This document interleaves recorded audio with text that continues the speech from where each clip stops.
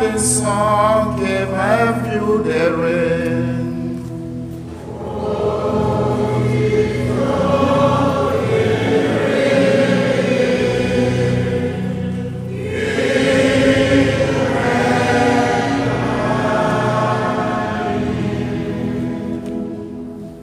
Jesu rapụrụ Genesaret gaa n'ebe ọzọ dị obodo Taịr na Saịdọn nso.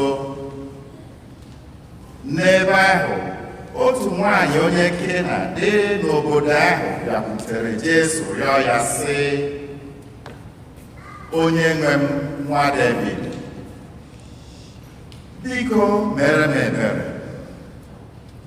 Ada m nwaanyị nwere ajọ mmụọ n'ime ya nke na-esogbu ya oge niile.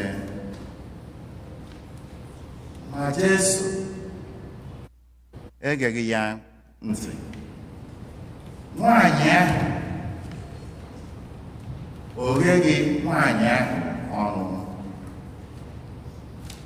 Ọ gbara ya nkịtị. Emesịa, ndị ụmụazụ ya bịakwutere ya rịọ ya sị ya, chụlaa nwaanyị a, lee ka o si na-esogharị anyị, na-enye anyị nsogbu site n'arịrịọ ya.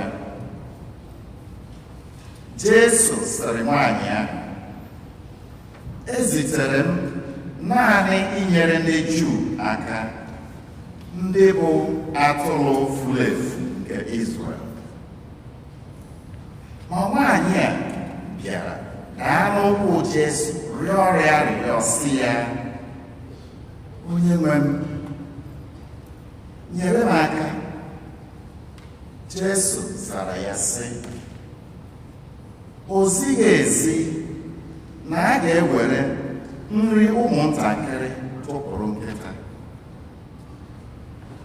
Nwaanyị ahụ zara ya sị, ọ bụ eziokwu onye nwe m, ma a na-ekwekwa ka ụmụ nkịta nọ n'okpuru oche nri rie irighiri nri nke na-esi n'elu oche nri ahụ ada n'ala. Jesu zara ya sị, nwanyị, okwukwe gị dị ukwuu. Laa, emeela gị ihe ị na-arịọ. N'otu oge ahụ, a gwọọra ada ya nwanyị. Okwu nke osebuwa.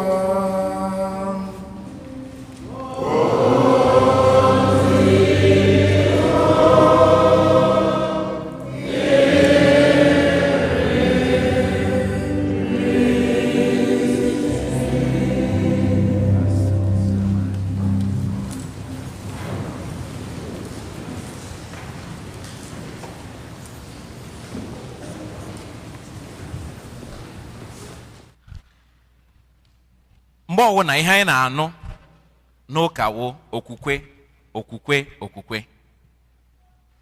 okwukwe wụkwana ihe anyị ji wee nọrọ ebe a na mbọsị taa. Okwukwe mana anyị ji kwe na Chineke. Okwukwe wụ ihe na-enye anyị mgbamume anyị ji na-aga na ihe ọwụ anyị na-eme.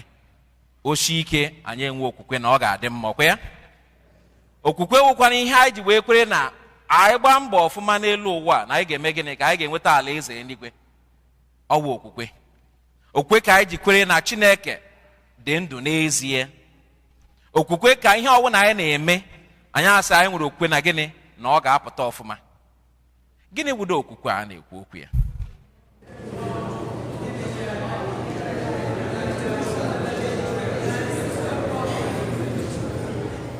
Ama mmadụ na-echetara nke ahụ kama ka m tụọ ya na bekee.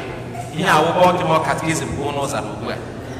Okay, katikizm nke a anyị na-eyuzu ugbu a nke a translate say, faith is our belief in God shown in our thoughts, words, and actions. Okwukwe bụ mba nke a pụtara ugbu a echemecha anyị nwere ebe Chineke nọ ka anyị na-egosi na omume anyị, echiche anyị na mkparamagwa anyị agbalịa na ịhụ na nwayọ nwayọ. So mkparamagwa anyị, actions anyị. So that is what faith is. All you have is our belief in God. God, not any other person, not any other human being. Only in God. And also see when I bring a Chineke, come on, I get making I go to Putaya Nagini, Omumani, Echichani, na Uguanwani. Madonna Nimanya Bamre, Ukuna Chineke, Wilena again. Imani will open a Chineke, will again. Opani will know. Okay. Oh, yeah, but I just never where. Ka okpukpe anyị na-ekwukwe n'obi ya, ele otu anyị ga-echi mee ka ọ dịrị ihe na ndụ anyị na mbọsị taa. Maka anyị kwucha okwu Chukwu ugbu a na anyị ekwu oge na ekwe m n'otu Chineke, anyị ekwukwula okwukwe anyị aha na gịnị na Chineke na ihe ụka na-eme gịnị na-akụzi. So ele ihe mekwere na-emezi okwukwe anyị agwụrụ na ihe anyị nwere ọ na ndị mmadụ. Why? Why do we have faith not in God only, but in the things that we possess and people around us?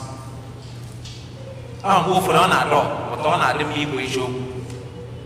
One August 14th, Pope Buderao to the Cardinal in charge, the Dicastery for Liturgy.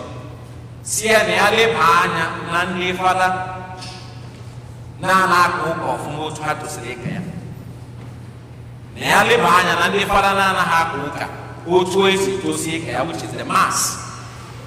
I want to have a of my be my home and like a fagot. The guy is here, my again, who will. Then when he goes to him, Ile na ya hoko warosi, ka anyị mara na ihe anyị na-eme n'ụka wụ isi na ndụ anyị dịka ndị otu Kristi. Ana anyị nwere okwe na ihe anyị na-eme bụ mgbakọ ụka aka ụka atọ. The church triumphant, ya wụ ndị nsọ nọ n'eluigwe.